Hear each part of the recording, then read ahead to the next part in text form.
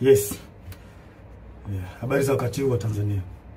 Kwa majina naitwa Captain Tesha, afisa kutoka Jeshi la Wananchi wa Tanzania katika kikosi cha Saki, kwa maana kwamba ni shule ya anga ya kijeshi.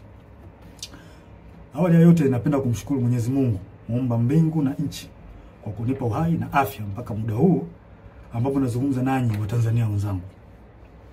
Nikiwa na maumivu makubwa sana moyoni juu ya haya yanaendelea katika nchi yetu.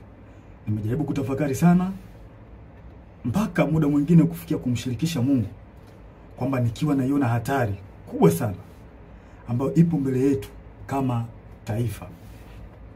Haikuwa rahisi hata kidogo kwangu mpaka leo hii Watanzania kuniona nikiwa mbele yenu naongea haya mambo. Haikuwa rahisi kwa sababu nazijua taratibu zetu za kijeshi jinsi zilivyokuwa ngumu, hasa kwa mambo kama haya.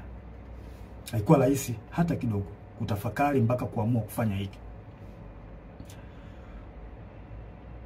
Kwa maana hiyo sasa, nikiwa naifahamu hatari hiyo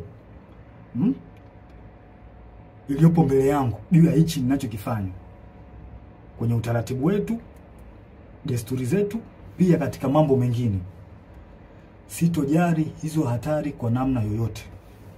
Sitomuogopa mtu yoyote, ila heshima kwa wakuu wangu itabaki pale pale.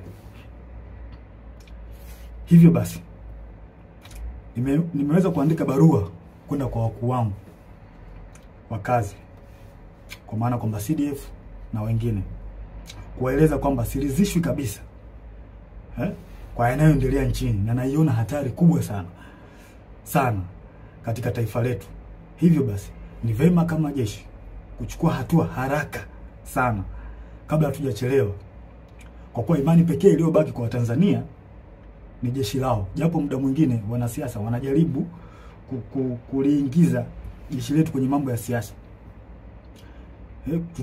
kulitumia ili uweze kufanikisha mambo yao, lakini tumebaki kuwa imara na bado tunaendelea kuaminika na Watanzania. Hivyo basi, kwa kuona hilo na kuona hali ambayo ipo kwa sasa, sehemu pekee na imani pekee ya Watanzania ni kwenye jeshi lao. Hivyo nashauri jeshi letu liweze kuchukua nchi haraka sana na kuweza kuweka mambo sawa kuliko kuendelea kulazimisha kwenda mbele, hasa katika hili swala la uchaguzi. Baada ya kufanya hivyo, liweze kuwasikiliza wananchi kwenye taarifa, kwa maana kwamba taarifa mbalimbali kutoka kwa wananchi ziweze kuwasikiliza na maoni yao. Wanasiasa wazalendo waweze kusikilizwa nao, wenye uchungu na taifa hili wapo, wanajulikana. Mfano, kuna huyu mzee wetu mzuri kabisa, huyu Warioba, mzee mzuri sana huyu, na sijui kwa nini wanampuuza. Kuna huyu Humphrey Polepole, kuna mzee Butiku, kuna majaji wazuri, mfano huyu Jaji Robert Makaramba na wengine wengi. Pia viongozi wa dini, makundi ya haki za binadamu, viongozi wa stafu wazalendo, kwa sababu kuna viongozi wa stafu wengine sio wazalendo.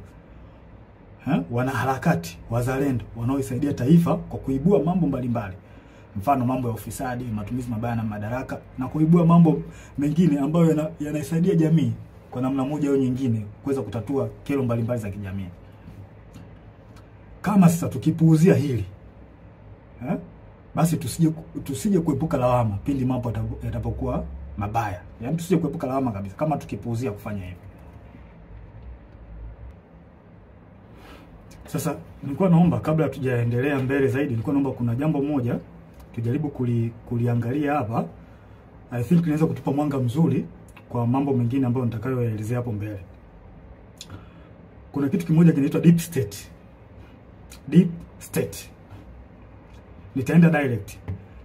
Deep state ni kundi la watu wenye ushawishi mkubwa ndani ya serikali au taasisi za dola, ambazo wanafanya maamuzi za kushinikiza sera kwa siri bila kushirikisha au kutegemea ridhaa ya umma au viongozi walio madarakani kihalali. Mara nyingi kundi hili linaaminika kuwa linaendelea kushika madaraka hata serikali inavyobadili kupitia uchaguzi wa kidemokrasia. In short, ni serikali ndani ya serikali, au kwa jina lingine unaweza kuita remote controller. Ni serikali ambayo inafanya kazi nyuma ya pazia, na mara nyingi wanatumia ushawishi wa taasisi kama zifuatazo: jeshi, idara ya usalama, polisi, mahakama, wakurugenzi, ma-CEO wa mabenki na taasisi za fedha, viongozi wakubwa wa kibiashara na matajiri wakubwa, media, mfano TV, redio na magazeti, wasanii na watu mashuhuri, na muda mwingine wanaweza kutumika bila hata wao wenyewe kujijua kama wanatumika na hao deep state. Sifa kuu za deep state hapa nitazielezea, zipo 4. Ya kwanza, hufanya kazi kwa siri au covert operation, na wanafanya kazi hivyo ili wasiweze kugundulika, kwa sababu wakigundulika inaweza kidogo ikawapa shida. Namba 2, hawajibiki moja kwa moja kwa wananchi. Mara nyingi wanawatumia wanasiasa ambao wako upande wao. Kuna wanasiasa ambao wapo upande wa deep state, kwa hao ndio wanatumika moja kwa moja kufanya mambo yao serikalini.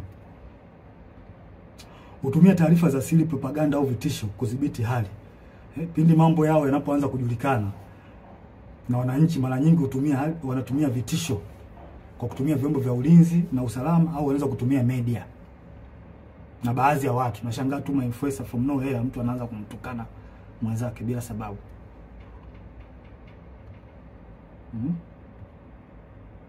Na wanaweza kumpinga au kumuondoa kiongozi aliyechaguliwa kama hawakubaliani naye. Mfano, wananchi labda wamemchagua kiongozi fulani ambao wao wamempenda, umeona kabisa huyu kiongozi ataenda kutusaidia kutukomboa katika nchi yetu au katika jamii yetu. Sasa kama huyo kiongozi ataenda tofauti na matakwa ya hao deep state, watafanya kila hila aidha kumuondoa kwenye madaraka yake au kumdhuru afya yake, ikiwezekana kabisa kumuua. Sasa zifuatazo ni dalili ambazo zinaweza kuonyesha kwamba katika nchi yako kuna deep state. Namba 1, maamuzi makubwa yanafanyika nyuma ya pazia. Sera muhimu zinapangwa na watu wachache wasiochaguliwa na umma, ambazo hazina maslahi kwa umma, na mara nyingi zinakuwa zinawakandamiza wananchi.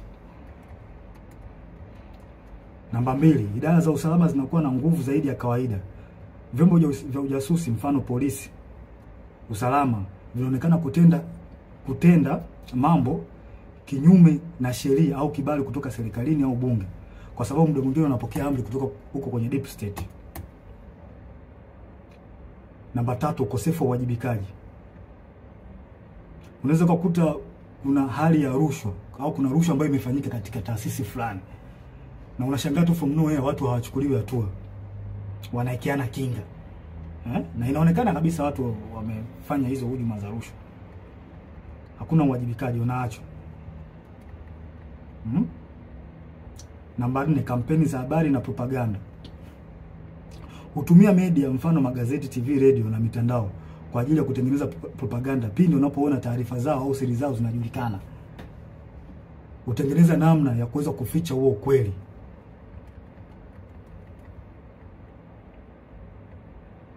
Maslahi ya namba 5, maslahi ya kiuchumi na kiusalama.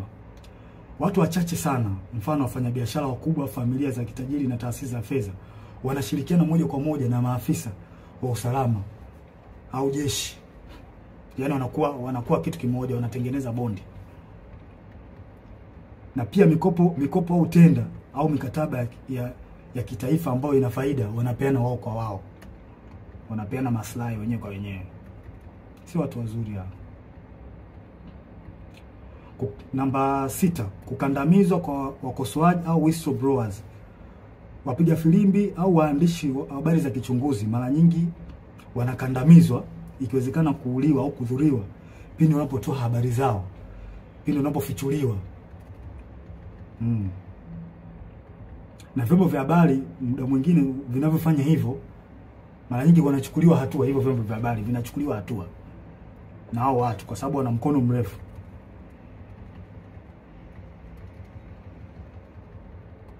Si watu wazuri hao.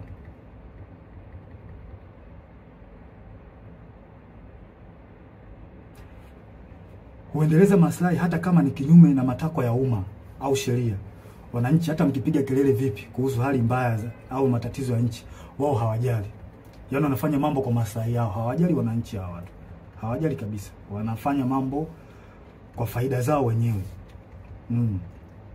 Sasa kwa namna hiyo mnaweza mkapata clear picture kuhusiana na hili jambo la deep state. Kwa mnaweza mkafanya comparison, mnaweza mkaangalia hali halisi na kinachotokea nchini kwetu. Je, hiko kitu kweli ni kipo? Kwa mimi ninavyoona na kwa ajili na kwa namna ambavyo nchi yetu inavyoendelea, hii jambo lipo. Lipo kabisa bila hata kuficha. Hakuna kuficha hapa. Hili jambo lipo na linaongozwa na CCM mtandao, wanajiita mtandao hapa. Wapo chini ya Kikwete, Rostam Azizi, wakina marehemu Bernard Membe, Mungu lazima roho yake mahali pema peponi. Hawa watu ndio wanasababisha Tanzania isiendelee, wanarudisha nyuma nchi yetu. Na vile vile waliweza walimhujumu sana Dr. marehemu John Pombe Joseph Magufuli. Yeye mwenyewe alisema kuna watu wanamhujumu na Kikwete mmoja wapo. Alisema Magufuli bila ubishi. Hawa watu wa Tanzania wanatakiwa mwajue kwamba hawa watu hawana nia njema ya taifa hili. Hawana nia njema kabisa. Hawa ndio wanasababisha maendeleo yasipatikane kwenye taifa letu na usalama usipatikane kwenye taifa letu. Pindi nchi inapotaka kujikwamua iende sehemu moja kwenda sehemu nyingine, hawa wanatengeneza vipingamizi. Wanazuia. Kwa manufaa yao binafsi. Ikitokea mikataba ambayo ina manufaa kwa nchi, wao wanaingilia kati, wanaichukua wao na wanajinufaisha wao. Wananchi msitegemee kuendelea hapo. Mtapata shida. Mnashangaa tu changamoto haziishi hospitalini, dawa za wagonjwa. Hivi kweli nchi yetu mpaka ilipofikia mpaka leo hii tunahangaika na dawa za wagonjwa kweli? Hii haileti picha nzuri kwa kweli. Yaani baada ya kwenda mbele kama taifa tunarudi nyuma. Na hawa watu sio kuwavumilia. Kikwete sio mtu wa kumvumilia kabisa. Na tusione haya. Tusione haya kueleza ukweli. Tusione haya kueleza ukweli katika jambo hili. Hawa watu sio wazuri. Na kwa mujibu wa Humphrey Polepole aliweza kuelezea vizuri hili jambo.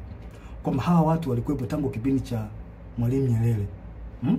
Na waliweza kutaka kujaribu kurubuni uchaguzi wa mwaka 1995. Walitaka waingie wao kwenye huo uchaguzi. Mnaweza mkaona sasa namna hawa watu waliokopa na watu hatari.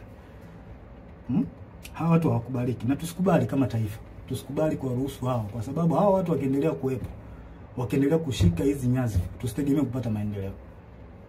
Tusitegemee kabisa. Na tuambiane ukweli wa Tanzania. Na ukweli siku zote tukiambiana ukweli, ukweli unaponya taifa. Kwa kila mtu akikaa kimya, kuogopa sijui haitosaidia. Tutazidi kurudi nyuma hata mfanye kazi vipi my friend. Mtaletewa makodi ya ajabu, mtaletewa hiki, hata faida yenyewe kwenye biashara yako hutaiona. Na ndivyo kinachoendelea hata sasa hivi. Mnajionea wenyewe. Kwa hiyo hawa watu CCM hawa mtandao sio watu wazuri. Sio watu wazuri kabisa. Wadhibitiwe. Wanalihujumu taifa. Kabisa. Wanalihujumu taifa hawa watu. Wachukuliwe hatua kali. Wadhibitiwe kabisa. Na muda mwingine wanajaribu kutafuta zile sehemu ambazo zina nguvu. Mfano kama jeshi letu. Jeshi letu still bado lipo imara sana. Lipo imara sana. Wao wenyewe wanaona hii ni sehemu pekee ambayo wanaweza wakajifichia au wakapita huko kurahisisha mambo yao. Mfano wa mambo ya uchaguzi. Wanajua kwamba wakitumia jeshi wanaweza wakapitisha mambo yao. Na hili swala sio zuri. Na mimi ningependa nimshauri afanye CDF. Awe makini sana hawa watu. Asipokuwa makini nao tutalipoteza hili taifa. Watanzania hawatakuwa na sehemu nyingine ya kulilia. Sehemu pekee iliyobaki sasa hivi ni kwenye jeshi. Jeshi ndio sehemu ambayo iko strong mpaka muda huu. Hizo sehemu nyingine, sijui mahakama, polisi, tayari Watanzania hawaziamini, na huo ndio ukweli. Tusifiche mambo hapa. Huo ndio ukweli. Tusifiche mambo. Hebu afande CDF, naomba tuangalie kitu kimoja na wenzangu. Tunaweza mkapata tafakari kidogo hapa. Tunajua katika jeshi letu kuna watu wa aina mbalimbali. Wako wengi sana.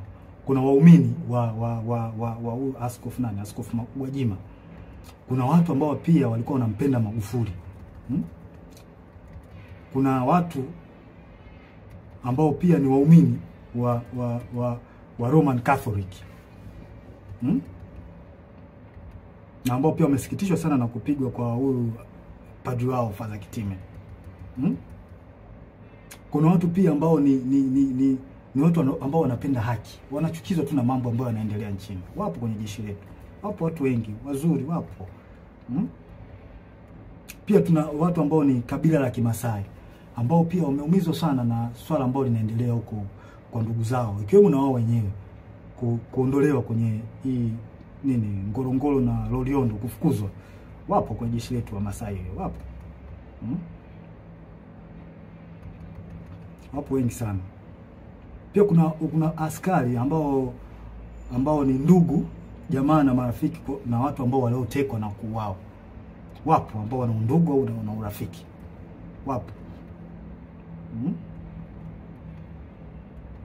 Wapo wengi. Sasa hebu tutafakari kitu kimoja.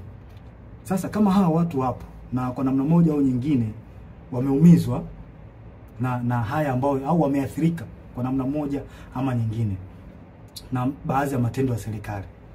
Kwa mfano kama kupigwa kwa Father Kitime, au Wakatoliki ambao ni askari watajisikiaje?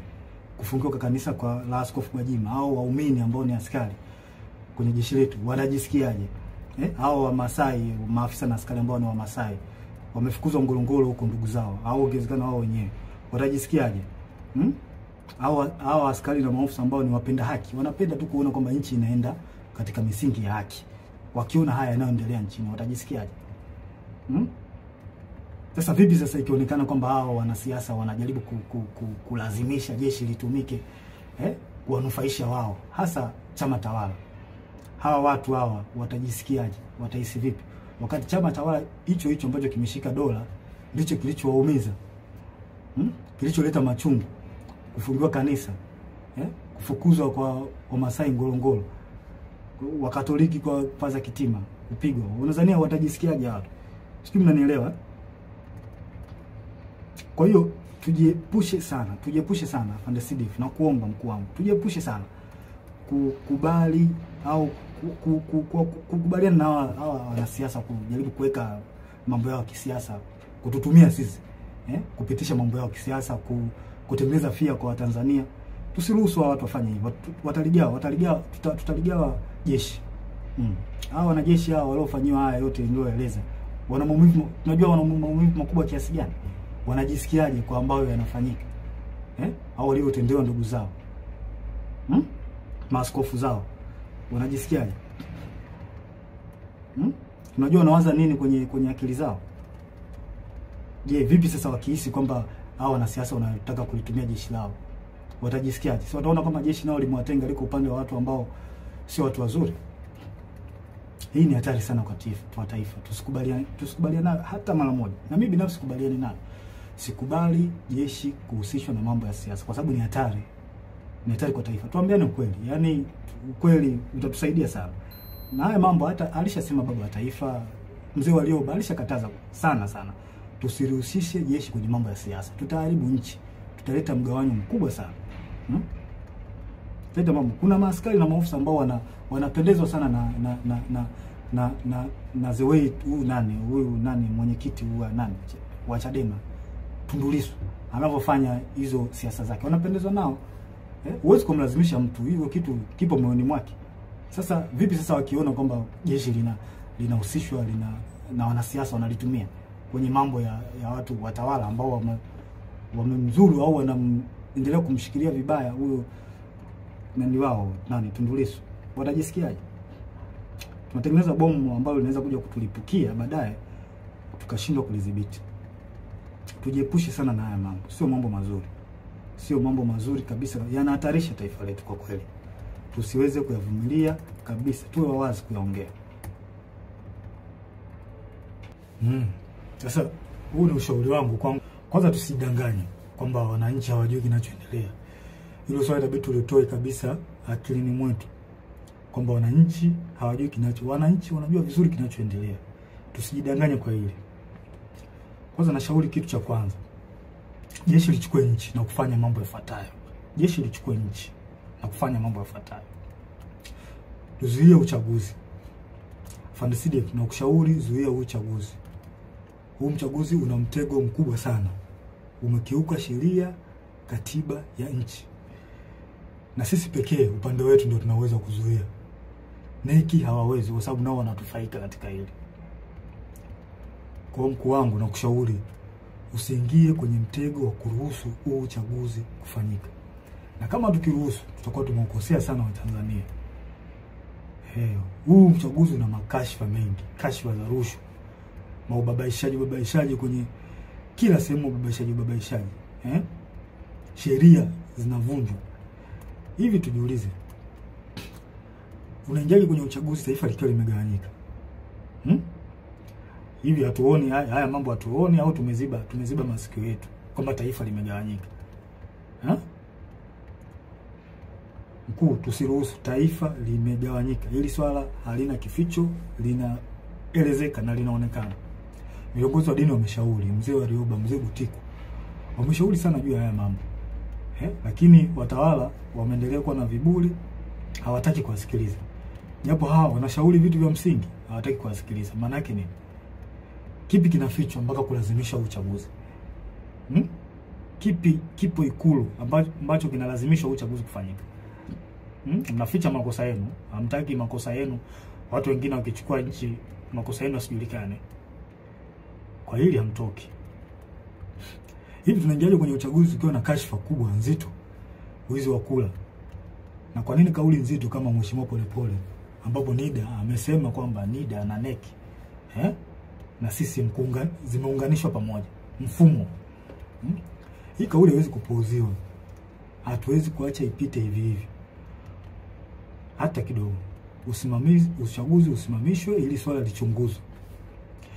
Na pia inanipa mashaka na nashangaa tangu hii kauli itolewe, sijui kama kuna hatua zozote zilizochukuliwa mpaka sasa hivi. Sijui. Na hii inanipa mashaka. Na juzi kati hapa nilikuwa kijijini, kwa kwenye kijiji fulani. Kamwona kijana anapita amevaa nguo ya CCM, ameshika simu na karatasi ya majina. Nikamwita, nikamwambia hebu nione hiyo karatasi yako hiyo na majina. Kuangalia nikaona namba, sijui namba za NIDA, sijui majina, sehemu, mwaka wa kuzaliwa. Nikamchunguza, nikaangalia na kwenye smartphone yake nikaona mfumo kwamba anaweka jina pale. Anachagua sijui amezaliwa mwaka gani, anaweka. Kile kitu kilinipa mashaka sana. Kimenipa mashaka. Na imani hata baadhi ya Watanzania mtakuwa mmeliona hili. Hivi vitu mtakuwa mmekiona. Sasa mimi nimejishuhudia kwa macho yangu. Sasa hii sio, haileti picha nzuri na ni hatari katika taifa. Hatuwezi kupuuzia. Hatuwezi kuacha mambo yaende hivi hivi. Haiwezekani. Tunaendaje kwenye uchaguzi ukiwa kwenye kiongozi wa chama cha upinzani amewekwa ndani? Tena kwa hila. Sasa kama tumekubali demokrasi, kwa nini tusikubali kuishi nayo? Na uzuri wake ni ipo kwenye katiba. Demokrasi imeruhusiwa, mfumo wa vyama vingi imeruhusiwa kwenye katiba. Kwa nini tunakataa au hatutaki au tunatengeneza mazingira kutokubaliana nayo, kwenda nayo? Mtoeni huyo mtu. Hao wenye chama chao wanataka wamtoke, huyo mtu atolewe au haki itendeke. Tusifanye mambo kioleo. Tunalipoteza hili taifa. Tukiendelea kukaa kimya hili taifa litapotea. Na mimi sipo tayari kwa hilo. Sipo tayari kabisa. Sasa tunaendaje kwenye uchaguzi tukiwa na lalamiko ya tume huru ya uchaguzi? Na hiki ndio kiburi ambacho CCM wanapata. Kwa sababu wanaona wanaweza kuimiliki hii tume huru. Mzee Warioba alishauri, mimi sio wa kwanza. Mzee Warioba alishauri watu mbalimbali wa haki za binadamu na wazalendo kweli hawa watu walishauri walishauri kwamba hii tume huru ya uchaguzi jaribu kurekebisha baadhi ya mambo. Wao hawataki, wanalazimisha tu mambo kwenda hivi hivi. Kwa nini wanalazimisha? Wanaficha nini? Kwa nini wanalazimisha? Kama chama tawala kinajiamini kimefanya maendeleo, iwape hao tume huru ya uchaguzi. Wananchi si wanaona kwamba chama hiki kimefanya maendeleo. Watakipa tu kula. Watakipa kula kuliko kuhangaisha haki za watu hapa. Tunamkosea Mungu. Tunamkosea Mungu na hii ni hatari katika taifa. Haiwezi kuvumilika hata kidogo. Haya, tunaingiaje kwenye uchaguzi kwa kuna tuhuma za rushwa ndani ya chama, iko chama tawala CCM na nje? Kwa nini tunakuwa na upuuzwaji wa kufuatilia mambo ya rushwa ambazo zinaweza kuhujumu uchaguzi na kupata kiongozi ambaye hastahili? Kwa nini? Hawa watu nini? Wanaita watu wa kupambana na rushwa PPCB. Mnafanya kazi gani? Kwa nini hamchunguzi? Kuna viongozi kuna tuhuma za viongozi wa watu walitoka Chadema kwenda sijui chama gani, chama cha nini cha umma. Kuna tuhuma hapo kwamba hawa watu, kuna tuhuma za rushwa, walienda huko ili kwenda kuhalalisha uchaguzi. Vipi, mmezichunguza hizo tuhuma? Au mnaacha mambo yaende? Mkiacha mambo yaende, mnaharibu taifa. Nawaambia, mnaharibu taifa. Hili taifa mnaliharibu mkiacha mambo, msipotimiza majukumu yenu. Mnaliharibu taifa, na hili alikubaliki. Na sijui mnalipeleka wapi hili taifa. Hili swala lichunguzwe. Hizi tuhuma haziwezi kaachwa zipite hivi hivi tu. Alafu mnalazimisha uchaguzi ufanyike. Hakuna uchaguzi hapa mpaka hizi tuhuma zichunguzwe, ujulikane ukweli. And from nowhere Chauma, watu ambao walikuwa wana nini? Wanalisha nini? Wanalisha ubwabwa. Eti ghafla ndio kimekuwa chama kikuu cha upinzani. Hiyo ikubaliki na ingia kilini. Hakuna uchaguzi wa namna hiyo. Mungu hajabariki hilo. Na Mungu kama angekuwa amebariki hivi vitu vingeenda tu vizuri. Sasa mnaenda kumpata kiongozi ambaye hata Mungu mwenyewe hajakubaliana naye. Hii ni hatari kwa taifa kubariki hata kidogo.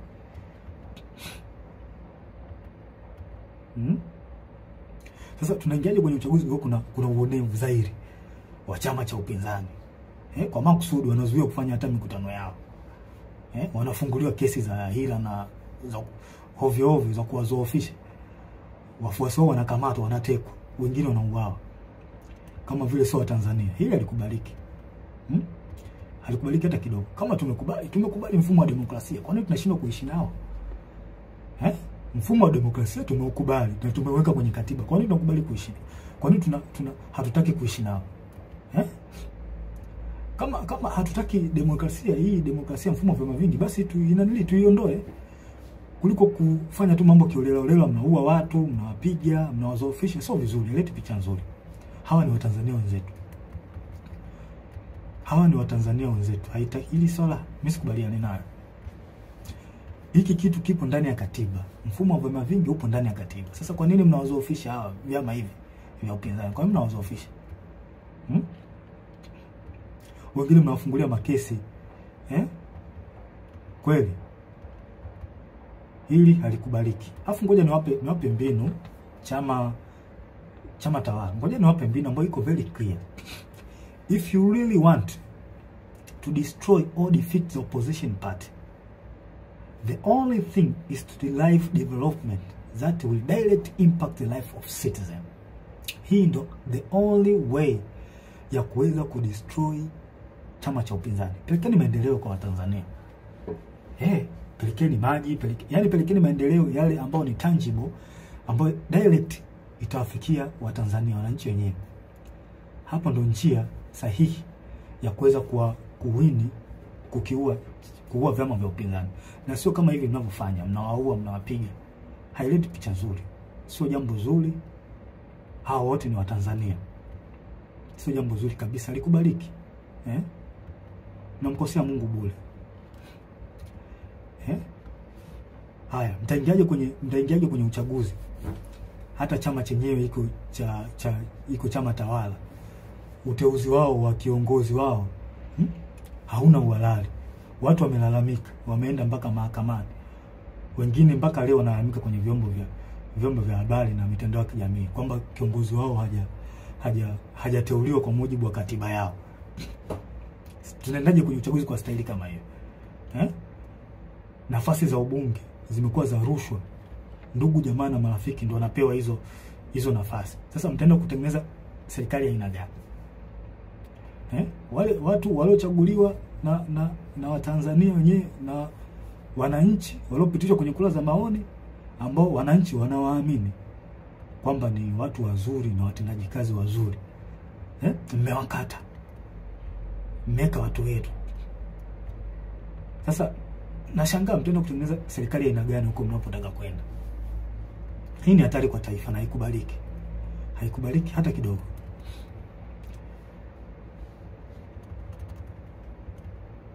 Haikubaliki na ivumiliki. Sasa mkuu wangu afande CDF, kwa unyenyekevu mkubwa na heshima kubwa sana ambayo naiweka kwa mkuu wangu. Kwa sasa wewe ndio mtu pekee ulioshika imani kwa wananchi. Na upo kwenye mtego mkubwa sana. Tengeneza faraja imani kwa wananchi. Hili swala sio la Chadema. Hili swala ni la taifa, umoja na mshikamano na upendo wa taifa letu. Ili tuweze kuendeleza hayo, na kushauri mkuu wangu, zuia uchaguzi. Uchaguzi hauna kibali hata kutoka kwa Mungu. Mkuu wangu Fandesidi, zuia uchaguzi. Kibali kutoka kwa wananchi tayari unacho. Na imani wananchi watakuwa na imani wananchi wanataka, kwa hali tu inavyoonekana kwenye mitandao. Ndio mitandao nao ni njia rahisi ya kuweza kupata taarifa, kupata habari. Wananchi wanaandika uchaguzi uzuiwe. Kwa Fandesidi, na kushauri mkuu wangu kwa upendo kabisa na unyenyekevu wa hali ya juu sana, stay positive, zuia uchaguzi. Kibali kutoka kwa Tanzania umepata, zuia uchaguzi, wavushe hapa tulipo. Na kuahidi ukifanya hivyo utarudisha imani kubwa kwa wananchi na jeshi, ambao ukweli usiofichika kwamba kuna namna ambayo jeshi letu liliteteleka, kwamba kuna namna ilionekana na ilihisiwa kwamba kuna namna inatumika na baadhi ya wanasiasa. Kwa hiyo ukifanya hivi utaweza kurudisha imani ya wanajeshi na wananchi kwenye jeshi lao. Kwa maana jeshi letu lipo kwa ajili ya kulinda katiba na kuwalinda wananchi, na sio kiongozi aliyekuwa madarakani. Mkuu wangu Fandesidi, nasisitiza tena, huu uchaguzi ni wa kihuni, tusikubali kabisa. Tusikubali wauni wachukue hili taifa. Na ndio maana kuna hali ya kulazimisha. Wauni hawa kuna jambo wanataka kulifanya. Tusikubali. Tukifanya hivyo hakika tutakuwa tumeligawa taifa. Na haya mambo sio ya ufisadi ambao tunayaona sasa hivi. Ufisadi, sio uaji, yaani utaongezeka maradufu na wananchi hawatakuwa na la kuongea. Utaongezeka maradufu tukikubali uchaguzi ufanyike. Fandesidi, umeshika matumaini ya Watanzania, zuia uchaguzi.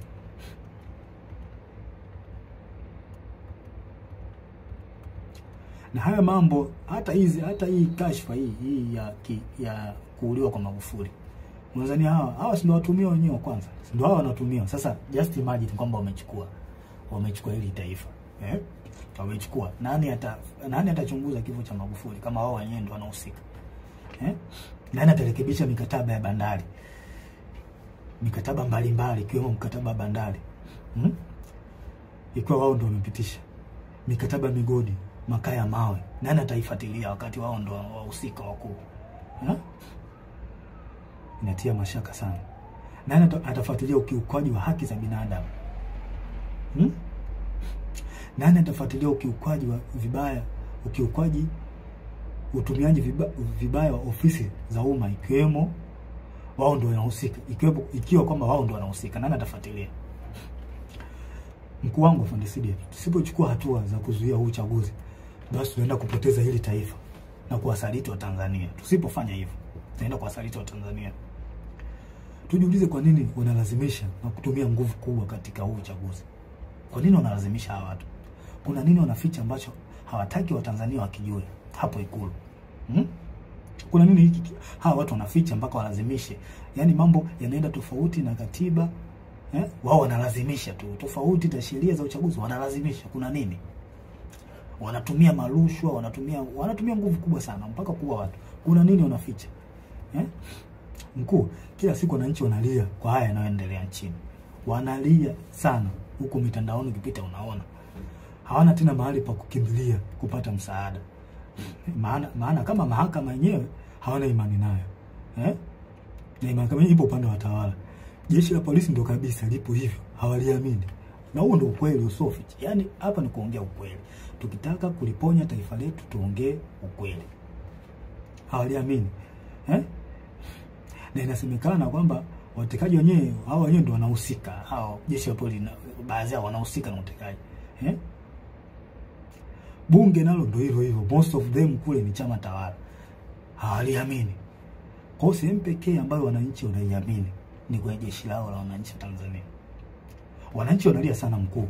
Wanataka jeshi lao liingilie kati, lichukue nchi, kuweka mambo sawa.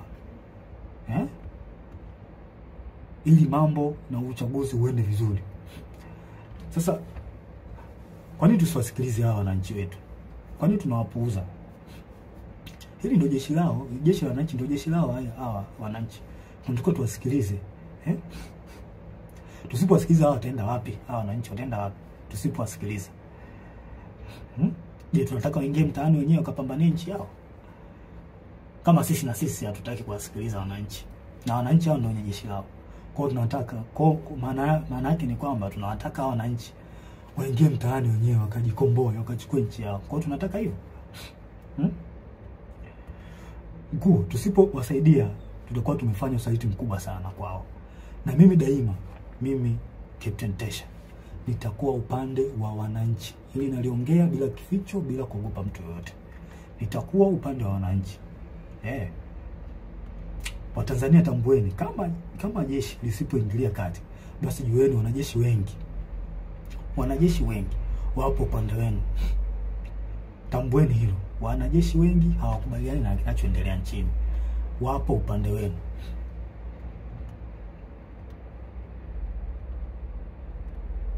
Hakuna kuzuia. Hakuna kuwazuia tena. Nendeni mkadai haki yenu ya kikatiba, wala msogope. Na hakuna kutia huruma tena. Nendeni mkachukue nchi yenu kwa mujibu wa katiba. Maandamano yapo kwa mujibu wa katiba. Na haya mambo hata baba wa taifa aliongea, Mwalimu Julius Kambarage Nyerere. Tusikubali wahudi waichukue nchi. Tukiwa wazembe, wapole, wauna utakuja kuwatawala. Kwa hiyo tusikubali. Wananchi mko upande sahihi. Hawa watawala wamewapuuza maoni yenu. Na kama wamepuuza maana yake ni nini? Chukueni haki yenu, tendeni haki yenu. Hakuna kuogopa, hakuna kutia huruma tena. Sasa na ole wake polisi au mtu yoyote hawazuia wa Tanzania kudai haki yao ya kikatiba. I promise you hutobaki salama. Wewe utakaowazuia wananchi kudai haki yao ya kikatiba, hutobaki salama. Nasema hili wazi bila kificho. Siogopi mtu yoyote.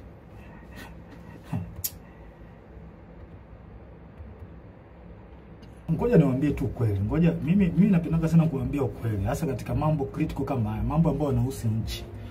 Mimi napenda sana kuongea ukweli. Yaani nyinyi watawala, msijidanganye kwamba mkipuuzia hali hii. Mkipuuzia hali hii kwamba msijidanganye kwamba mambo yataseto. Kama miaka yote ya uchaguzi mambo yanavyokuwa, kwamba watu wa Tanzania wataongea alafu baadaye watasahau, wataliacha. I promise you this time is different. Kwa hali ninavyoiona, this time is different. Hiki kipindi ni tofauti na nyakati nyingine zote. Wazungu wanakuambia, wana kauli yao, wanakuambia what brought you success yesterday does not guarantee victory tomorrow. Njia ambazo ulizozitumia wewe kupata success kipindi kilichopita, usitegemee kwamba ukizitumia njia hizo kwamba zitakupa faida. Hapana, unapotea. Sio hivyo. Haiwezi kawa hivyo siku zote. Sasa I promise you mambo hayatakuwa mazuri. Yatakuwa yatakuwa mabaya zaidi. Life will never be this. Wazungu wanasema life will never be as usual kama mkilazimisha hili. Jinsi mnaona hata wenyewe mnaona kwamba hali ni tofauti. Kama mkilazimisha hili, life will never be as usual in Tanzania. Sure I'm telling you. Yes. Afande Sidef, mimi nakuombea kwa Mungu wa mbinguni katika jina la Yesu Kristo akupe hekima na ufunuo kuyaona haya na kulinusuru taifa. Kwa sababu mimi naamini kwa sasa wewe ndio mtu pekee unaoaminika na Watanzania. Ambao unaweza kuwavusha Watanzania. Wavushe hapa, wape kile kitu wanachokitaka, kwamba wanataka katiba mpya. Yasikilizwe maoni ili tuweze kuvuka Watanzania kwa pamoja. Tanzania kwetu wote. Ya Tanzania wote. Kwa nini tunawanyanyasa hawa Tanzania jamani? Haileti picha nzuri. Kwa kweli, haileti picha nzuri. Tunakula kodi zao. Lazima tuwasemee. Swala la pili ya Afande Sidef. Uchunguzi wa kifo cha aliyekuwa rais na amiri jeshi mkuu wetu, askari namba 1, John Pombe Joseph Magufuli. Rais Magufuli alikuwa askari namba 1 na amiri jeshi mkuu. Alikuwa kipenzi cha Watanzania. Kama sio wote basi walikuwa wengi wao, pamoja na askari. Walikuwa wanampenda sana huyu mtu. na mimi ni mmoja wapo, nampenda sana, nilimpenda sana na still bado nampenda sana huyu mzee. Kipenzi cha Tanzania. Sasa na inawezekana pia hata waliokuwa wanamchukua by that time, kwa sasa hivi inawezekana kuna hali ambayo imeanza kuja kwao, kwamba wanawezekana kwamba wanaona kwamba mtu alikuwa sahihi, kwamba walifanya makosa kumchukia. Na hisi hivyo, na kuna baadhi tayari washa admit. Magufuli aliongoza nchi kwa uzalendo hali ya juu. Hamna mtu asiyejua hilo kwamba huyu mtu aliongoza nchi kwa uzalendo mkubwa sana. Kifo chake kimewahuzunisha watu wengi sana ndani ya nchi na nje ya nchi. Hilo halina ubishi. Na kuna wengine nikiwa mimi Captain Tesha nikiwa ni mmoja wao, sijawahi kabisa kupona maumivu ya kifo chake. Yani mpaka leo sijawahi kupona maumivu ya huyu rais wangu John Pombe Joseph Magufuli. Naona sijui haya maumivu yataisha lini. Sasa kwa hali hiyo tumeweza kusikia taarifa mbalimbali. Of course hizi taarifa tuliweza kuzisikia mwanzoni kabisa kwa kipindi cha kifo chake. Mimi nilisikia hizi taarifa mapema sana. Ile sasa nikawa sina taarifa, sina uhakika nazo. Nilizisikia kutoka Kenya. Kuna hawa mabloggers, YouTubers, mabloggers walisema baadhi yao kwamba Magufuli ameuliwa na Kikwete. Kuna baadhi yenu hisi hizo taarifa mtakuwa mmeza. Hata kuficha vitu hapa. Kuna baadhi yenu na hisi hata hizi taarifa mtakuwa mlizipata mwanzoni kabisa baada ya kifo cha Magufuli. Umeona bwana? Sasa tumeweza kusikia taarifa ya kwamba kuna uwezekano kifo kimemsababisha na kupangwa na CCM mtandao. CCM mtandao hao kwa watu ambao sio wajua CCM mtandao. Hao ni Kikwete, Rostam Azizi, na marehemu Mungu lazima roho yake malipema peponi Bernard Membe. Hao ndio CCM mtandao ambao wanajulikana. Na wengine ambao hawajulikana. Sasa hivi tunaanzaje kupuuza taarifa za kifo chake? Tunaanzaje kupuuza hizo taarifa za kifo chake? Pamoja na kwamba zilitolewa kwenye vyanzo vingi, lakini mtu kama Humphrey Polepole sio mtu wa kumpuuza hata kidogo. Huyu mtu yani utumishi wake unaeleweka. Ameshika nyadhifa mbalimbali, sehemu tofauti. Na kwa kweli ni mchapakazi kweli. Kweli mimi nampenda huyu mtu kwa uchapakazi wake. Nampenda. Nataka nijifunze baadhi ya vitu, nataka nijifunze kutoka kwake. Ni mtu mzuri sana. Mtu mzuri sana. Sasa tunaanzaje kupuuza taarifa zake?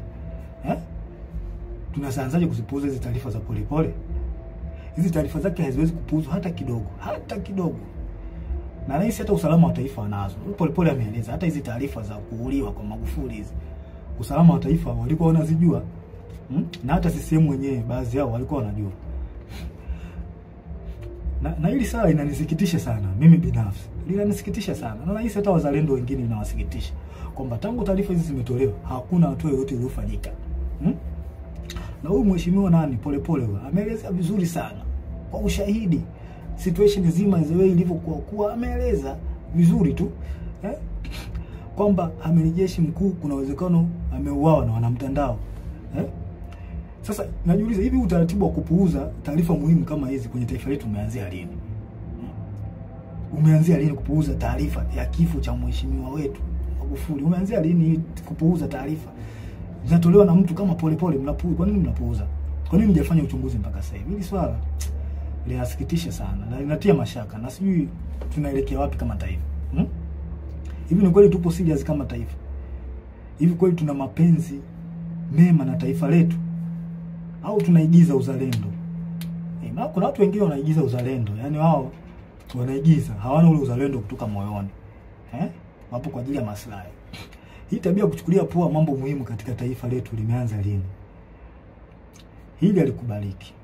Watanzania wanataka kifo cha mpendwa wao kichunguzwe. Tena ikipendeza jeshi lenyewe lichunguzwe kifo chake haraka sana bila kuogopa mtu yoyote, na haki itendeke. Hatuwezi kukubali tu mambo yaende hivi hivi tu, yani kwamba mambo ya kwamba taarifa ishatolewa kwa tunaacha mambo yaende hivi hivi. Hilo alikubaliki. Na isema hii dhahiri kwa moyo, hilo alikubaliki. Kifo cha Magufuli kichunguzwe. Hatuwezi kukaliacha ile swali linapita hivi hivi. Hilo swala haliwezekana, haliwezekane. Lazima tuchunguze. Tena nashauri kwa dhati tena nashauri kwa dhati kabisa moyo wangu na ukweli mtupu, nashauri mtandao wote wakamatwe, waweke ndani haraka bila kumwogopa mtu yoyote, kwa sababu hakuna aliyejua hiyo sheria. Hakuna mtu, mtandao wote waliotajwa na Humphrey Polepole, kwa sababu hata usalama wa taifa hizi taarifa wanazo. Hao nani watu wa CCM wa taarifa wanazo juu ya kifo cha Magufuli, kwamba taarifa zilitoka awali kabisa hata kabla Magufuli mwenyewe kuondoka. Hawa watu wakamatwe, hawa CCM mtandao wakamatwe haraka sana, yani haraka iwezekanavyo, wakamatwe waweke ndani. Kikwete na wenzake wote wawekwe ndani, wasije wakakimbia nchi hawa, yani wawaiwe haraka sana, yani nashauri haraka sana. Afande CDF, nakuomba, hii ni muhimu sana, naomba ingilia kati, haki itendeke katika hili. Kifo cha Magufuli kichunguzwe. Sasa ningependa nigusie kitu kimoja.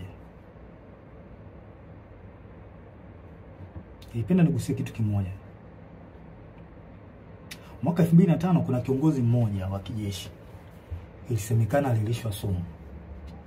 Kwa kipindi hiki ya mambo ya uchaguzi, kuna kiongozi mmoja wa kijeshi ilisemekana alilishwa sumu, na hii imekuja baada ya yeye, ilisemekana kwamba alikataa, kuna baadhi ya maagizo alikataa, kwamba alilazimishwa au aliambiwa jeshi litumike kwa namna moja au nyingine kuwapa ushindi chama tawala. Ilikuwa mwaka gani? 2015. Na imani baadhi yetu tulikuwa tunakumbuka hii issue iliyotikisa taifa by that time. Na huyu kiongozi alikuwa anapendwa sana na wanajeshi pamoja na raia, walimpenda sana. Sasa mimi nataka muunganishe dots, wa Tanzania wenyewe muunganishe dots. Kuanzia kifo cha Magufuli kwamba aliyekewa sumu, huyu mzee Mangula huyu na ndio wa CCM, mnaweza mkachunguza, na watu wote waliokuwa wapo tofauti kimsimamo au kimawazo na Kikwete wapo wapi mpaka kipindi hiki? Na pia ikiwezekana muweze kuunganisha doti mpaka kipindi cha Nyerere, zeni mtapata majibu, alafu mjiulize huyu mtu ndio mnataka mumrudishe madarakani. Maana hakuna asiyejua, yani kulazimisha hii issue nzima, kulazimisha uchaguzi huu. Kikwete anahusika kwa 100%, hawezi kuepuka hiki. Na hatuwezi kukaa kimya, lazima tuongee ukweli. Unajua ukweli ndio unaponya taifa. Anahusika, kwa hiyo yeye anataka ajifichie huko kwamba okay, tukishaingia madarakani hapa kuna baadhi ya uchafu wake utafunikwa. Hii haikubaliki na haiwezekani. Haiwezekani. Samia yupo kwa ajili, Rais Samia yupo kwa ajili ya kunanili, yupo tu, ila watu ambao wapo nyuma yake ni hao kina Kikwete. Huyu mtu adhibitiwe, akamatwe yeye na mtandao wake haraka sana, ujibu hizi tuhuma za kifo cha Magufuli. Yani akamatwe haraka sana. Tuwezi kuacha tu mambo hivi. Tukiacha mambo ende hivi tutaharibu taifa. Na mimi siwezi kukubali nikiwa hai kwamba nione taifa langu linaharibikiwa, sipo tayari kwa hiyo. Ushauri wangu wa tatu, Afande CDF, tusikubali hata kidogo wanasiasa kuhusisha jeshi letu na mambo ya siasa. Hili swala mimi sio mtu wa kwanza kulizungumzia, na madhara yake makubwa sana. Wananchi watakosa imani na jeshi lao. Yaani jeshi lishaanza kukaa tu kwamba linaegemea upande wa chama fulani. Vipi sasa wale upande wa chama kingine ambao ni wanajeshi au ambao ni raia watakuwa wanalionaje jeshi lao? Hili jambo sio zuri. Tuliangalia kwa makini. Kuna mambo mengine, kwa mfano kama sijui kuna picha zinazosambaa mitandaoni zikionyesha jeshi lina magari ya kijeshi sijui yametumika, helikopta vikitumika, sijui watu wengine sijui wale kuruta wanaenda kwenye kampeni. Hili jambo ni kama ni kweli, jambo halileti picha nzuri. Haileti picha nzuri kabisa kama ni kweli. Tunaharibu nchi. Sasa vipi sasa, kwa mfano chama kingine kinaomba sasa magari au kinaomba helikopta kwamba okay, kwa sababu mmewasaidia watu fulani na sisi tunaomba mtusaidie. Vipi wakiomba tutawapa?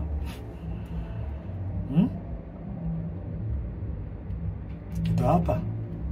Okay, je, what next kama tukikataa? Na wao wanaujua ukweli.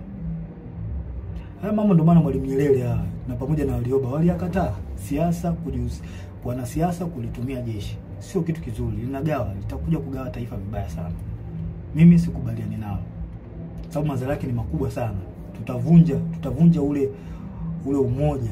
Tutavunja umoja. Hao wanajeshi hao watakuwa wako hivi, hao watakuwa hivi. Hata imani kwa Tanzania itapungua. Na pia adui anaweza kutumia njia hizo za nyewe kugombana au nyewe kutofautiana. Adui anaweza kutumia njia hizo kutuhujumu. Inatokea sana. Haya mambo tusione haya kuyaongea. Tuyaongee kwa ukweli na kwa moyo mmoja, kwa sababu tukikaa kimya haya mambo yataendelea tu. Hawa watu watahisi kwamba hawa Tanzania hawajui au hawaelewi nini kinachoendelea. Kumbe wanaharibu nchi alafu na nyinyi mnaamua kukaa kimya. Watu wema wakikaa kimya, mabaya yanaendelea kutapakaa, yanaendelea kuenea. Kuna watu wanaojua ukweli alafu wanakaa kimya. Sasa unapofanya hivyo, yani unaruhusu yale mabaya kutembea na mwisho wa siku itakuja kufikia na wewe. Kwa hiyo the best option, wewe unajiona wewe mtu mwema kwamba unaona hiki kitu hawa watu watende haki, ongea. Hata kama huwezi kuchukua action kubwa, wewe ongea. Utasaidia kupunguza yale mabaya. Haya. Ushauri wangu wa 4 kwako CDF. Unahusiana na swala zima la rasilimali za nchi. Tumesikia kuona taarifa mbalimbali kupitia kwenye vyombo rasmi vya habari na watu mbalimbali ambao wanaaminika, ambao hatuwezi kutilia shaka taarifa zao kwamba rasilimali zetu za taifa zinahujumiwa. Hizi taarifa na imani, hizi taarifa nyingi na imani unazo. Sasa mkuu, haya mambo sio kuwapuuzia hata kidogo.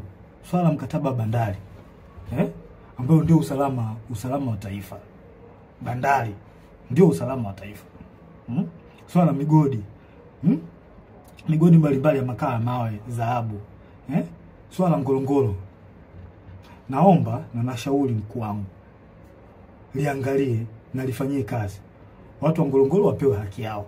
Tukumbuke haki haipotei. Haki ya watu haipotei. Tutaichelewesha tu lakini haipotei. Maumivu leo nayo watu wa Ngorongoro hayaleti afya kwa taifa hata kidogo. Zaidi ya kuleta laana. Kama tuwatendei haki ya watu, tunaleta laana kwenye taifa. Mtaka muelewe hivyo. Msipowatendea haki watu, taifa litapata laana. Pamoja na wewe kiongozi ambaye unasimamia. Umeshindwa kutenda haki. Hawa watu wa Ngorongoro wana maumivu makubwa sana. Sana. Pia nashauri jeshi lako lipitie mikataba ya tangu Magufuli alipofariki. Nasemekana kuna mikataba mingi imepitishwa hapa ambayo haina manufaa kwa taifa. Mengi. Sasa mimi I'm just think kwamba hii hali kwamba tukiacha iendelee hivi tukiruhusu uchaguzi upite hivi ambao ni wa magumashi. Hivi mikataba nani ataipitia? Nani ataipitia hii mikataba jamani? Ndiko tu uchungu na taifa letu. Hawa watu hawa ambao wako madarakani wanaonekana hawana uchungu kabisa. Na hilo swala halina ubishi. Tuongee ukweli. Hili swala halina ubishi kabisa. Nani ataichunguza sasa hiyo mikataba? Kwa hiyo afande CDF na shauri mikataba yote tangu Magufuli alipofariki mpaka sasa ichunguzwe. Kwa sababu haya mambo tunayoyasikia kwa watu ambao tunawaamini na mitandaoni sio ya kupuuzia, kwa sababu mitandao ni chanzo pia cha kupata taarifa. Kwa hiyo issue iliyobaki ni kufanyia kazi. Kwa hizo taarifa za mitandaoni sio za kupuuzia hata kidogo.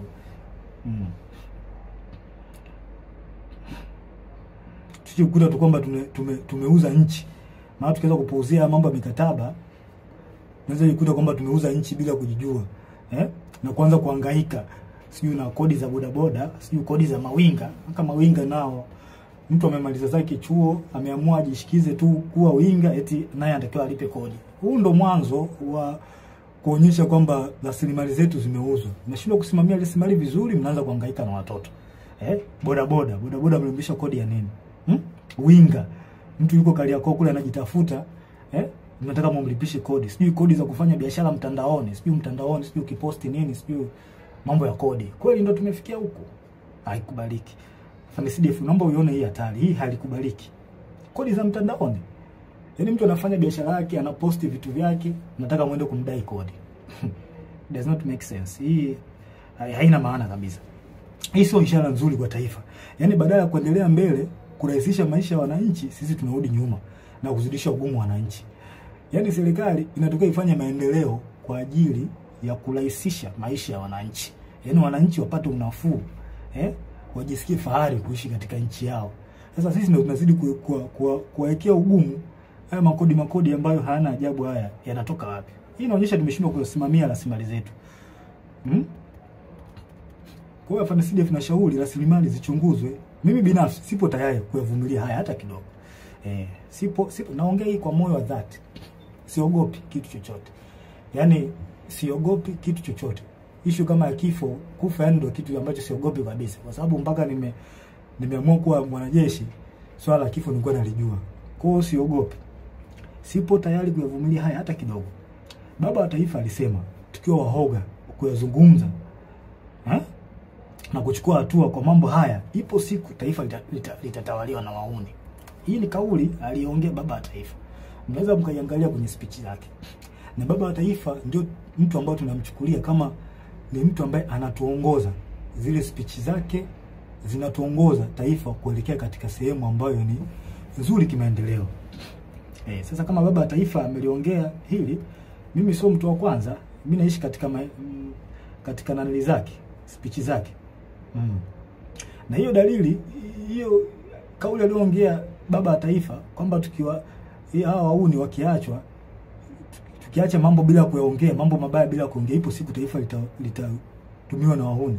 Hiyo dalili ni tayari kama imeshaanza kuonekana. Watanzania watakuwa washahidi. Kwa hiyo yanayoendelea, hii dalili imejidhihirisha. Na ni kweli tunatawaliwa na wahuni. Hilo swala hakuna haya kuliongea. Tunatawaliwa na wahuni, hawana uzalendo na taifa letu. Mimi sikubali kutawaliwa na wahuni. Sasa mkuu wangu FANCDF, na kushauri tuchukue nchi na kuyazuia haya haraka sana. Tuchukue na kuyazuia haya. Kwa maana kama tukiruhusu, basi tutakuwa tumewakosea Watanzania na nchi itakuwa mikononi mwa wahuni. Haya tunayoona sasa hivi na hisi yataongezeka mara nyingi sana. Na yote yanaongozwa na Kikwete. Huyu mtu mimi sijui kama ana hofu ya Mungu. Sielewi. Sasa naomba tutafakari mambo fulani. Niwarudishe nyuma kidogo. Kuna jambo moja wa Tanzania huwa tuna tabia ya kusahau. Hasa situation iliyokuwa miaka ya nyuma, hasa kuanzia mwaka 2005 mpaka 2015. Kipindi cha utawala wa Kikwete. Ngoja tukumbushane nchi jinsi ilivyochezewa na Kikwete kwa kashfa za matumizi mabaya ya madaraka, ambaye sasa huyu Kikwete yuko karibu na Samia. Kwa hiyo mtatafakari wenyewe. Haya. Moja, kuna kashfa ya malipo ya nje EPA. Kuanzia mwaka 2005 kwa makadirio tu hapo, ambao mtakuwa na taarifa sahihi, I think mnaweza mkaweka mambo sawa. Kuanzia mwaka 2005 mpaka mwaka 2006, ambapo benki kuu BOT ilihusika. Kiasi cha fedha cha bilioni 133 zilipotezwa. Ambapo kwa taarifa Daudi Balali alihusika. Watu ambao mlikuwepo kipindi hiko na hizi taarifa mliipata. Kuna kashfa Richmond 2006 mpaka 2008, ambapo Edward Lowassa, Nazir Karamagi na Ibrahimu Msabaha, hawa watu walituhumiwa kwa kashfa hizi. Kuna mabilioni ya pesa mengi hapo yalipotea. Kuna kashfa ya Meremeta, Tan Gold na Deep Green Finance mwaka 2006 mpaka mwaka 2007. Bilioni 155 zilitumika bila uwazi. Watu wamebeba hela hapo. Kipindi cha Kikwete alikuwa kiongozi. Kuna kashfa ya rada 2007. Serikali ilinunua rada kutoka Bae. Kampuni inaitwa Bae, I think iko UK. Kwa bei ya juu mno kupitia rushwa. Yaani watu hawa wauni watu wabaya sana. Hawa wauni walipandisha gharama. Yaani hii kampuni ilikuwa inauza gharama ya chini, lakini wauni ambao walipewa kwenda kufanya manunuzi ya rada wakapandisha gharama. Karibia bilioni 60, waliongezea bilioni 60. Kwenye ununuzi wa hii rada kutoka UK. Sasa kwa bahati nzuri serikali baada ya kufuatilia zile fedha ziweza kurudishwa na serikali ya Uingereza, bilioni 60. Naona mambo hayo. Haya. Kashfa ya makaa ya mawe ya Kiwila Coal Mining kuanzia mwaka 2008. Mgodi uliuzwa kwa kampuni inayohusishwa na viongozi wa juu kwa wakati huo ambaye alikuwa Edward Lowassa na Daniel Yona. Mabilioni ya shilingi ya ununuzi wa mgodi wa mikopo. Yaani hawa inaonekana walinunua mgodi.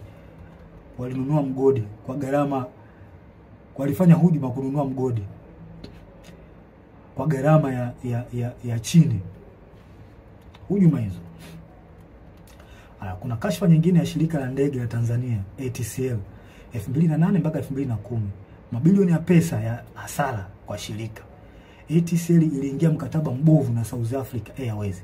Pia mikataba ya kukodisha ndege kwa gharama kubwa. Unaona mambo haya. Kashfa ya TTCL na ZTE mwaka 2008 2010 ambapo TTCL iliingia mkataba na kampuni ya Kichina uliokuwa na gharama kubwa na usio na faida kwa taifa. Kiasi cha fedha cha bilioni 70 zilipotea. Kashfa nyingine ni kashfa ya bandari na TICS 2010 mpaka 2015. Mamia ya bilioni yalikuwa yanapotea kila mwaka juu ya rushwa, upotevu wa mapato, mikataba mibovu kati ya TPA na waendeshaji binafsi wa bandari. Kashfa nyingine ni kashfa ya gesi ya Mtwara 2012 mpaka 2013. Rushwa ya mabilioni ya dola yalifanyika kwenye mkataba. Hii ilipelekea maandamano makubwa Mtwara na baadhi ya watu kupoteza maisha. Kashfa nyingine ni kashfa ya Tegeta Escrow 2014. Mitambo ya umeme IPTL PA. Fedha zilikuwa katika account ya escrow ya benki kuu zilichukuliwa na kugawiwa kwa watu binafsi, makampuni na viongozi wa kisiasa. Kuna viongozi hapa waliokuwepo kwenye hii kashfa, kuna Sospita Muhongo na viongozi wengine walihusika. Kashfa NCCF na Kigamboni New City 2012-2014. NCCF iliwekeza katika mradi mikubwa ya ujenzi ikiwemo mradi wa Kigamboni New City bila uwazi na kwa gharama kubwa. Billions of money zilipotea kwenye hii kashfa. Kashfa nyingine ni kashfa ya bandari ambao wengi wenu, bandari ya Bagamoyo ambao wengi wenu mlisikia. Hizo ni kashfa kubwa. Ingawa zipo nyingi lakini hizi ni baadhi. Hizi ni kubwa ambazo zilikuwa kipindi cha utawala wa Kikwete. Huyo mtu ambaye sasa hivi yupo karibu sasa na Rais Samia. Pia kuna kashfa ndogo za kipindi hicho. Kuna manunuzi ya magari ya mawaziri na viongozi, magari ya kifahari 2006 mpaka 2011. Yaani kuna magari ya kifahari yalinunuliwa ya mawaziri na viongozi kwa wakati huo. Kuna ubadhirifu katika miradi ya maji ya vijijini mwaka 2009 mpaka 2013. Baadhi ya miradi ilipokea fedha nyingi lakini haikukamilika. Hili swala hata Magufuli aliliongelea. Mikopo yenye utata kupitia benki za serikali kama TIB na benki ya kilimo, na baadhi walionufaika walikuwa wana ushawishi kisiasa. Yaani wanasiasa walijinufaisha kupata mikopo kwenye hizo benki. Ufisadi katika mikataba ya ujenzi wa barabara na madaraja. Gharama zilikuwa zikipandishwa kiholela. Kashfa ya manunuzi ya sare za jeshi la polisi. Angela Kiziga alihusika. Sasa hizo ni kashfa ambazo zilikuwa kipindi cha Kikwete, huyu mtu ambaye yuko sasa hivi yuko na Mama Samia, yuko karibu naye sana. Nadhani mnaweza mkawa na picha fulani. Sasa basi, kwa baadhi ya watu ambao mlikuwa mmesahau haya na ambao mlikuwa hamjapata akili, hii ndio awamu ambayo Kikwete alikuwa kiongozi. Na kashfa nyingi hapo mtandaoni, na kashfa nyingi hapo wana mtandao walihusika kwenye hizo kashfa hizo. Kwa hiyo mnaweza kutafakari wenyewe na kupata majibu kwa hizi kashfa. Tena hizi ni chache, zipo nyingi sana. Kashfa za awamu ya 6 ambazo kipindi cha mama, na imani mmezisikia. Mmezisikia, nyingine mmezishuhudia na mnaziona mpaka wakati huu. Kashfa za mama. Tusifiche mambo. Unajua tukitaka kuponya taifa, mimi kila siku mimi nitakuwa naongea. Tukitaka kuponya taifa, tuongee ukweli. Ukweli unaponya taifa. Hamna kuficha mambo hapa. Nilikula kiapo cha kusema ukweli. Mimi nitasema ukweli, hata kama unawaumiza, nitasema ukweli. Kashfa za awamu ya 6 mnazisikia. Kila siku zinapostiwa. Polepole, mheshimiwa Polepole. Tena Polepole anajitahidi sana kueleza Watanzania. Mimi yani, hebu msikilizeni huyo mtu. Huyo mtu anawasaidia. Msikilizeni. Ameeleza makashfa nyingi, mama mfisadi ya mtoto wa nani? Mtoto wa rais. Yaani mtoto wa rais tulitegemea uwe mfano kwa vijana wa Tanzania. Kuwa mtu ambaye una tabia nzuri. Una mwelekeo mzuri. Lakini mtoto wa kiongozi ndio anakuwa mtu mwenye kashfa. Haileti picha nzuri kwa taifa, na ni aibu. Ni aibu kwa mheshimiwa rais mtoto wako kuwa na kashfa. Ni aibu.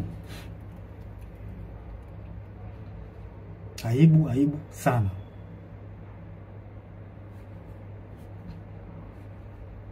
Hizo kashfa za awamu ya 6 mnazijua na zimeelezwa na Polepole na wanaharakati wazalendo. Kuna wanaharakati wazalendo sana wa taifa hili. Wanajaribu kuibua mambo kwa lengo la kuwafahamisha, kuwafungua macho wananchi, muelewe kwamba mjue nchi yenu inaendea wapi. Wamejitahidi sana hawa wazalendo. Wanatoa taarifa mbalimbali na taarifa hizo nyingi zina ukweli. Nyingi zina ukweli. Unaona hata kwenye masuala ya uongozi mambo tu yanaenda ovyo ovyo. Yaani kipindi hiki mambo yanaenda ovyo ovyo. Mambo haeleweki, ni kama nchi haina kiongozi. Lazima tuongee ukweli, hamna kuficha hapa. Rushwa kila sehemu, yani rushwa zimetapakaa. Hivi mradi mdogo kama ule wa mwendo kasi ule. Mwendo kasi. Kweli ndio kufikia stage hii. Watu wanapita kwa kuingia madirishani. Watu wanajaa mpaka unakaa juu. Ni kweli? Kweli tunalipeleka wapi hili taifa? Kitu kidogo kama mradi ule wa mwendo kasi tunashindwa kuumanage. Je, standard gauge hii tutaiweza hii? Na wasiwasi na tunapoelekea sio pazuri. Kweli. Na mimi nitaendelea kuongea ukweli. Nitaendelea kuongea ukweli daima. Kwa hiyo mnataka mwajue, umjue huyo Kikwete ni mtu aina gani. Ambao mnamtetea baadhi yenu. Nataka mumjue kipindi chake alifanya mambo gani. Hawa watu hawafai kabisa. Hawana uzalendo wala uchungu na Tanzania. Nyie ambao mpo gizani mpaka sasa hivi hamuyaoni haya. Naomba kwa Mungu mpate ufunuo tu muweze kuyaona haya. Ushauri wangu 5 kwa CDF. Afande CDF, na kuomba kwa hekima kabisa, watu wafuatao waweze kukamatwa, wapelekwe kwenye vyombo vya sheria juu ya tuhuma zinazowakabili. Watu hao ni huyu mtoto wa Kikwete, mtoto wa Samia Abdul Kikwete mwenyewe, rais mstaafu, Rostam Aziz, Angela Kiziga, na huyu mkurugenzi wa usalama wa taifa Mumba. Wakamatwe haraka sana kabla ya kukimbia nchi kujibu tuhuma zinazowakabili. Yaani hili swala tusione haya. Kama tupo upande wa haki, tusione haya kuzungumzia hivi vitu. Hawa watu wakamatwe. Wameharibu sana hili taifa. Hatuwezi kuacha watu wachache wachafue na kuharibu taifa. Haiwezekani. Wakamatwe haraka sana bila kuogopa wala kuonea haya. Hawa watu sio kuacha hata kidogo. hawawezi kuepuka mkono wa sheria. Sio watu kuacha. Kwa haya yanayoendelea hawawezi kuepuka mkono wa sheria. Na hii inaonyesha ndio maana wanalazimisha uchaguzi.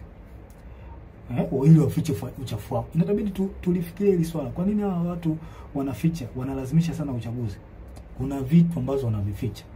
Je, na sisi tumekubaliana kuna hivyo vitu wanavyovificha kwamba tumekubaliana kwamba tuviache tu? Tunalipeleka wapi taifa? Na shauri mkuu, hawa kabla ya kukimbia nchi, wakamatwe haraka sana, waekwe kwenye vyombo vya sheria. Sio watu kuacha hata kidogo. Wanalazimisha uchaguzi, Kuna vitu ambavyo wanavificha hawa. Haiwezekani. Haiwezekani kabisa. Na hakuna uchaguzi. Hakuna uchaguzi wa namna hii. Hakuna uchaguzi. Tukiwaruhusu hawa watu wafanye huu uchaguzi ambao hauna haki wala kibali kwa Mungu, tunaenda kulipoteza taifa. Na tusije kusema kwamba tusije kumlaumiana baadaye. Tusije kulaumiana. Hakuna uchaguzi wa namna hii. Hakuna. Mimi wajibu wangu ni kuwalinda Watanzania. Na kuwalinda Watanzania nitawalinda kwa namna nyingi. Nitawalinda kwa njia ya kuongea, nitawalinda kwa njia ya silaha pale inapobidi. Nipo tayari kwa hilo kwa sababu ndicho kiopo changu. Na najisikia faraja kuwalinda hao Watanzania. Yaani ni faraja kubwa sana. Kubwa sana. Nawapenda sana. Mkuu, nasisitiza tena. Na sio kwamba nakupa amri, na shauri. Hawa watu wakamatwe haraka sana. Hili swala halitopita daima mpaka haki itendeke. Nchi gani tunakubali kusumbuliwa na kikundi cha watu wachache wasioitakia mema nchi? Yaani kikundi cha watu wachache kisichozidi hata 20 kinasumbua watu almost milioni 60. Kweli tunakubali kusumbuliwa na watu na wanajeshi na tukiwemo humo? Mimi sikubali. Hao watu wakamatwe ili turudishe imani kwa taifa na uwajibikaji. Maana walishazoea kwamba wana Tanzania wanaongea alafu watasahau. Hili swala halitosahaulika milele na milele. Mpaka kieleweke. Na hata kama imetokea mmeniua mimi, na imani wapo watu wengine wataendelea kuongea. Kwa sababu mnaweza mkatafakari, kama mnahangaika na watu ambao wanaongea ukweli, afu mnawaua tangu mlipoanza hivyo vitu vya kuwaua watu mpaka leo hii, vipi mmefanikiwa? Lazima tuongee ukweli, hamna kufichana hapa. Mlifanikiwa?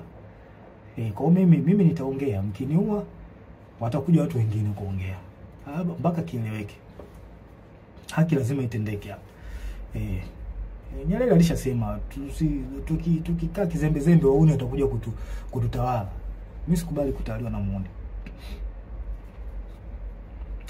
Sasa afande CDF, naomba niliweke ili swala niliweke, niwe mkweli katika swala hili. Na wanajeshi wenzangu wazalendo kweli.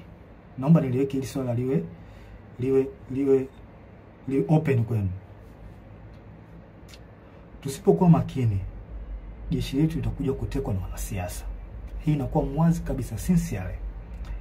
Kama ilivyotekwa mahakama, jeshi la polisi, usalama, na iona hatari jeshi letu nalo kuja kutekwa na wanasiasa. Na tusidanganywe kwamba kwetu halitotokea. Hiyo inawezekana na dalili zishaonekana. Lakini this time itakuwa tofauti na miaka yote.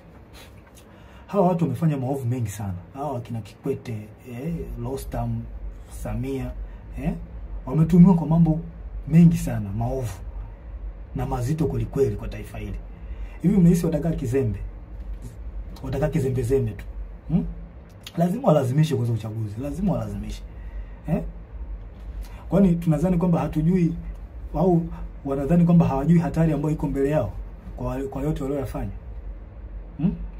Jeshi pekee ndio sehemu iliyobaki kwa hao kujihakikishia usalama wa kudumu. I promise, kama hawa watu wakiingia madarakani, na jeshi letu ndio litakuwa mwisho wake, kwa sababu watahakikisha wanalikamata jeshi kama walivyofanya kwenye vyombo vingine vya ulinzi na usalama. Hili halina ubishi na liongea kwa ukweli. Watalikamata jeshi letu na watafanikiwa. Na hii watafanya ili wapate full protection. Na hapo wananchi na wanajeshi wenye uzalendo wa kweli na mapenzi mema katika taifa hili mtakuwa hamna pa kwenda kwa kulilia. Lazima tutataka full protection. Kwa sababu kwa uchafu waliofanya lazima watajitahidi by any means wapate full protection. Na sehemu ile baki ni jeshini. Kwa hiyo lazima watalikamata jeshi. Lazima tukiruhusu uchaguzi ufanyike. Uchaguzi huu ufanyike. Lazima watalikamata jeshi. Kama ilivyokuwa polisi na mahakama. Lazima watafanya hivyo.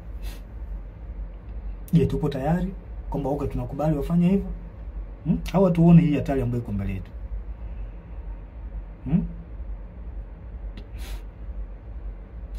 Naudia tena, jeshi pekee ndio sehemu iliyobaki wao kujihakikisha usalama wao wa kudumu. Hivyo basi watahakikisha wanalikamata effectively.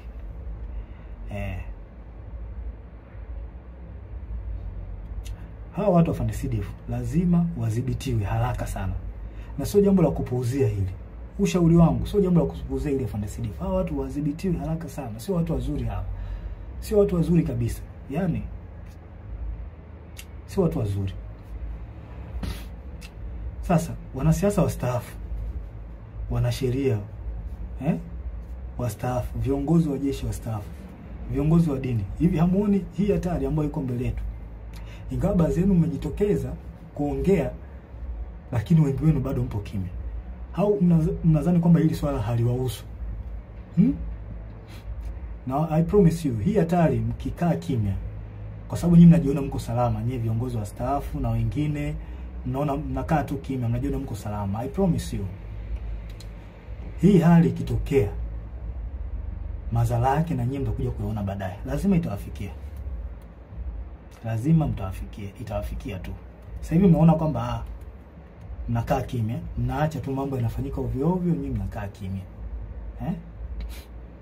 Au mnanufaika na nyinyi? Na washauri viongozi wangu wastaafu, viongozi wa dini, msikae kimya. Taifa linaenda kupotea. Tuwe kweli katika hili. Msikae kimya, taifa linaenda kupotea. Msikubali uchaguzi ufanyike. Hakuna uchaguzi wa aina hii. Wanalazimisha kwa sababu wanajua mambo yao waliyofanya, uchafu waliofanya. Na ndio maana wanalazimisha sana. Tuongee ukweli. Hakuna kuficha hapa. Kuna swala lingine ambalo mheshimiwa Polepole alizungumzia. Na mimi napenda tu nilisisitizie. Nashauri katika taasisi zote za serikali, vyombo vya ulinzi na usalama, mahakama, bunge, wizara zote, hasa wizara ya fedha, taasisi za usalama wa taifa na sehemu nyinginezo, tunzeni taarifa zote za ushahidi zinazohusu ukiukwaji wa sheria na taratibu za serikali. Kama msipofanya hivyo, time will come, and it very soon, time will come, tutatakiwa mtujibu, tutataka mtujibu wapi zilizopo hizo taarifa. Na hatutakuwa na uvumilivu na mtu yoyote. Sure, I'm telling you. Hatutakuwa na uvumilivu na mtu yoyote. Tunzeni hizo taarifa. Tunzeni taarifa zote za mambo ya rushwa, za mambo za ukiukwaji wa madaraka, uvunjifu wa taratibu, uvunjifu wa sheria. Tunzeni hizo taarifa. Time will come, tutahitaji hizo taarifa.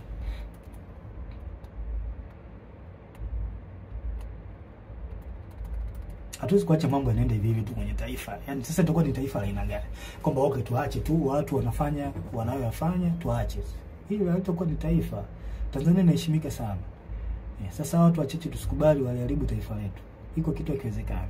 Hakiwezekani mbinguni na duniani.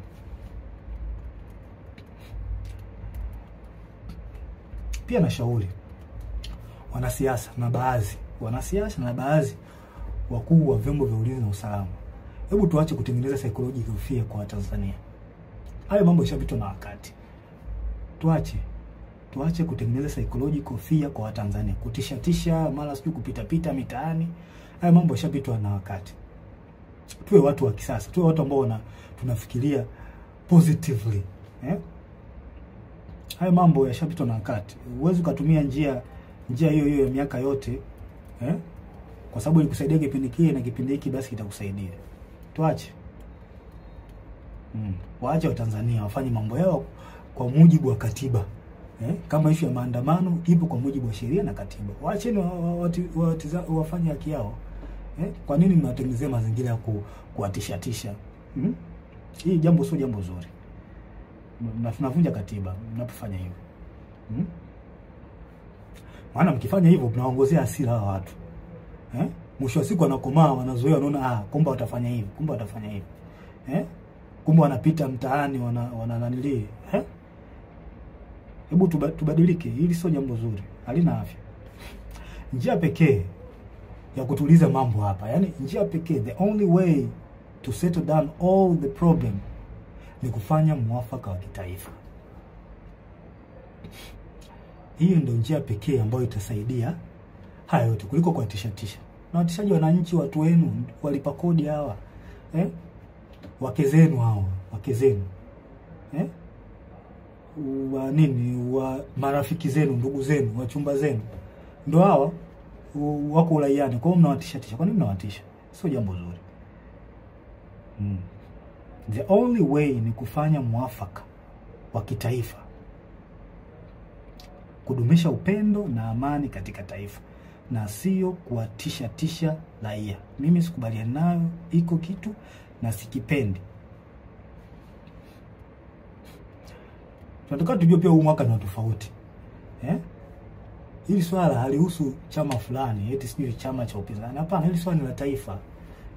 Tusome alama za nyakati tuone. Hili swala linahusu taifa. Sio swala la Chadema hili swala. Kwa mwaka huu mnabidi muangalie hata nyenye tofauti wa huu mwaka. Watu waridhishwe na endelea nchini. Mwafaka wa kitaifa unahitajika. Na ningependa niwashauri wa Tanzania, wananchi, sincerely, mpo katika right track. Mnachokifanya au mnachotaka kukifanya, sijui maandamano, mpo sahihi. Mpo sahihi kwa sababu hata baba wa taifa ameliongelea hilo. Mpo katika right track. Mna baraka zote kutoka kwa baba wa taifa, mna baraka zote kutoka kwa Mungu na hata kwangu.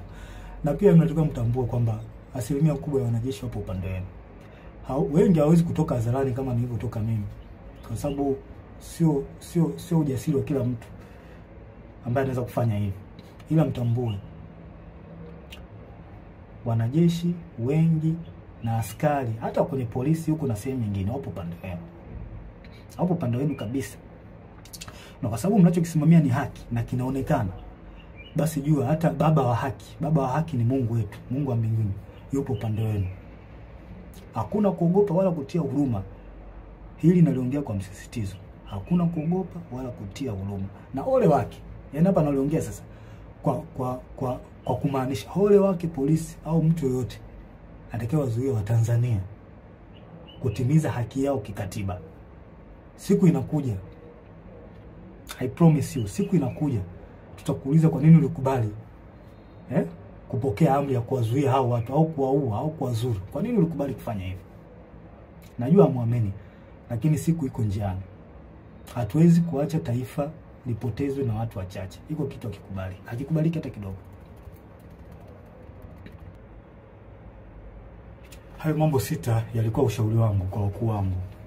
Kwa hiyo kama mkiona inafaa kutekeleza, basi itakuwa jambo la heri, itakuwa jambo zuri, kwa sababu lengo ni kulisaidia taifa letu, kuliokoa katika hiki kipindi. Na tusidharau kwamba hakuna hatari. Hatari ipo na ni kubwa sana.